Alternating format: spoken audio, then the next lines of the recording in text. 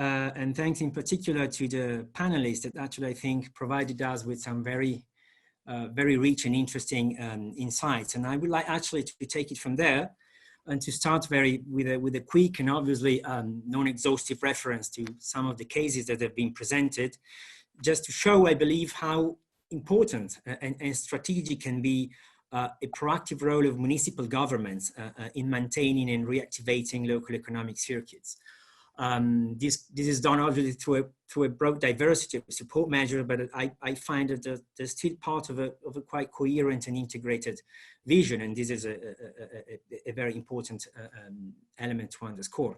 Just to quickly mention a few, again, non-exhaustively, in Bogota, Sevilla, elements about preserving and stabilizing productive ecosystems and targeting support to upgrade local value chains, creating business linkages in essential and heavily affected sectors. In Chefchaouen, Mayor told us about supporting strategic products and sectors for the local economy, like tourism, handicrafting, promoting at the same time green and circular economy practices, enabling shorter supply chains, proximity markets, supporting informal sector organizations. In Sheffield, interesting elements on supporting the upgrading and diversification of unemployed workers' skills. In Amsterdam, interesting attempts to apply innovative solutions, including on environmental approaches to face job creation challenges. In India, the idea of enabling local sourcing of labor by multinational companies and facilitating at the same time licensing for small and agritourism businesses. And I could continue for many more. I mean, it's obviously a huge array of interesting and very relevant measures from different angles.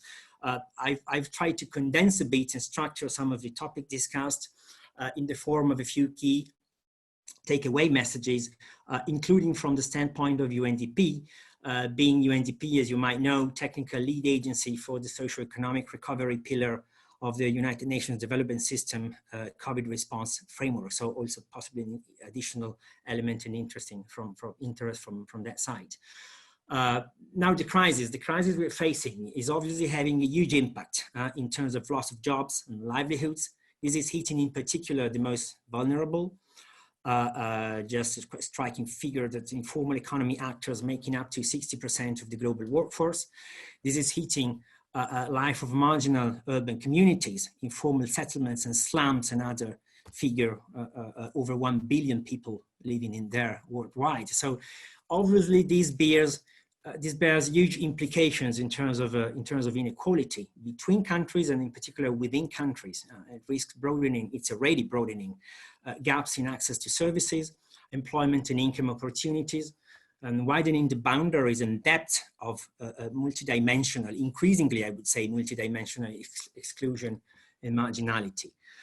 These effects, obviously beyond severe individual and households level impact, are particularly disruptive, and this is, I think, is a key point, on local communities and put a strain on social capital and cohesion, right at a time when social capital and cohesion constitute critical elements, critical assets, I would say, to leverage resilience and effective response capacities at the local level. In this situation, we need to build back better. This is said a bit everywhere, but building back better means applying truly transformative approaches that concur, I would say, in the first place, to the reactivation and to the resilience of local economies through inclusive and sustainable recovery processes. And this requires, in turn, and I would say to some extent also entails a certain shift in paradigm from a prevailing focus on macroeconomic policies and individual support measures that are much needed, obviously, to ensure business and incomes continuity, to a set of more integrated strategies, policies and measures that are prevailingly devised and implemented at the territorial level. In other words, it is important, it is crucial to regenerate and preserve local systems conditions for better unlocking and directing local resources and capacities towards such sustainable and inclusive recovery trajectories.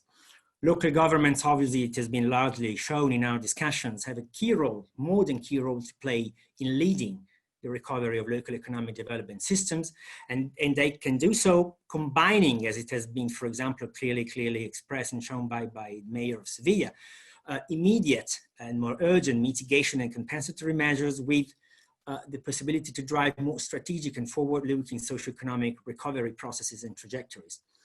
Another key point, this role of local governments creates, I believe, a huge opportunity to apply a diversity of alternative economic models and practices. Which 1 minute, as we will lose interpretation any moment now, my dear sure. colleague. But including one SET, green and circular economy, as well in social and technological innovation solutions. I will just don't list any economic implications of that and just move to a last point.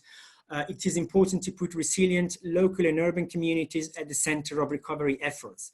Participation, engagement of a diversity of local stakeholders, elaboration of integrated community-led strategies and solutions that can be made integrated and part of broader policy and programmatic responsive as part of a multi-level governance frameworks. And there again, dialogue, participation, civic participation, a basis to rebuild trust and a basis for enhancing social cohesion and a renewed social contract between citizens and local authorities that I believe is a key element to successfully facing the consequence of the crisis. Let me just, a last word to join you, Emilia and Emilio, our colleagues, in expressing and reiterating the importance of a process, the World Forum of Local Economic Development process in which we are jointly engaged. Our today host UCLG and FAMSI alongside UNDP, ILO, Arufogar. It is a long-standing and I believe quite unique process based on a wide network of alliances at different levels, cutting across global policy dialogue and concrete actions at the local level. This process has allowed us to put LED at center stage, to position and to move, I would say, the boundaries of LED as a key recognized approach for the localization of the 2030 agenda. Now we are obviously in different situations, in different circumstances, but there is an opportunity to really apply this body of knowledge to address the issues associated with crisis response from a more specific territorial perspective. Thank you very much, Emilia.